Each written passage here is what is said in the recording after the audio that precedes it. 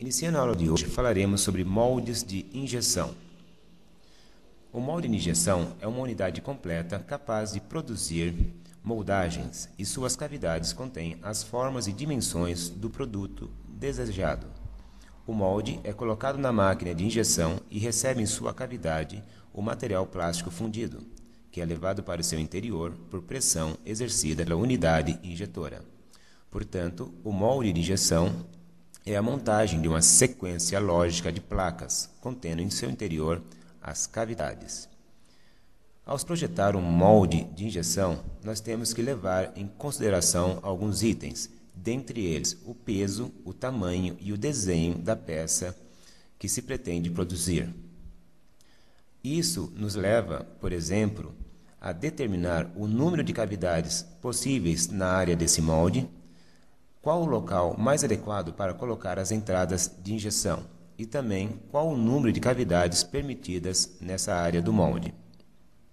Baseando-se no peso e tamanho das peças, eu consigo, por exemplo, determinar o tamanho da máquina injetora para produzir esse material e também o número de cavidades necessária nesse ferramental. Quanto à máquina injetora, eu preciso de alguns itens dessa máquina injetora, que seria a capacidade de injeção, a força de fechamento dessa máquina, o curso de abertura e distância entre colunas, cada item me amarrando, portanto, o molde que produzirá as peças. Outras características necessárias que o projetista precisa conhecer, por exemplo, é que tipo de material plástico ele pretende moldar. Por exemplo, referente a esse material, temos o item contração, o comportamento de fluxo e viscosidade. Nesses slides, nós temos, por exemplo, então aí a unidade de fechamento da máquina injetora e o cilindro de injeção. A unidade da máquina injetora está então composta pela placa fixa, a placa móvel, as colunas e a unidade de injeção representada então, portanto, pelo cilindro de injeção e a cavidade do produto moldado. Em relação ao fluxo do material, nós temos algumas características a serem avaliadas. O fluxo do material no molde seria o comprimento percorrido pelo material quando em fluxo. Depende de vários fatores, tais como condições de processamento, o índice de fluidez dessa resina, tipo e dimensões dos canais de alimentação do molde, tá? Dentre outros, mas esses seriam os principais.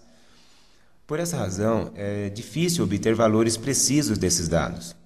Uma das maneiras de quantificar essa característica é determinada pela distância de fluxo e a espessura da parede de produto, conhecida como razão de fluxo. Então, nos mantendo a esses slides de relação de fluxo, nós vamos perceber o seguinte, que à esquerda nós temos aí a relação de fluxo, que vai de 100 para 1 até 400 para 1, e essa relação de fluxo me permite perceber, portanto, qual é a pressão necessária para encher a cavidade do molde. Porém, quanto maior for essa relação de fluxo, maior vai ter que ser o índice de fluidez da resina que eu pretendo processar. Então, o que o gráfico me mostra, por exemplo, aí? Eu tenho a relação de fluxo de 100 para 1 até 400 para 1. E o índice de fluidez, que está na parte de baixo do gráfico, nós temos aí de 0 a 15. Esse 0 a 15 está relacionado a quantas gramas esse material flui em 10 minutos. Mas, nos atendo ao gráfico, nós perceberemos o seguinte, que quanto maior a fluidez, maior é o percurso desse material dentro do molde.